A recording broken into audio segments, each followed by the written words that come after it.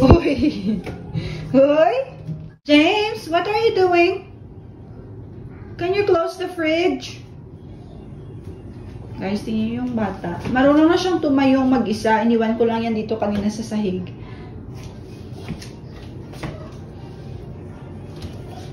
Huh? What are you doing? Can you close the fridge? Do you know that it's so expensive for the electricity? Huh? Ang taas-taas na ng bata, guys. O, tingnan nyo naman yan. Tingnan nyo yung crispy pata.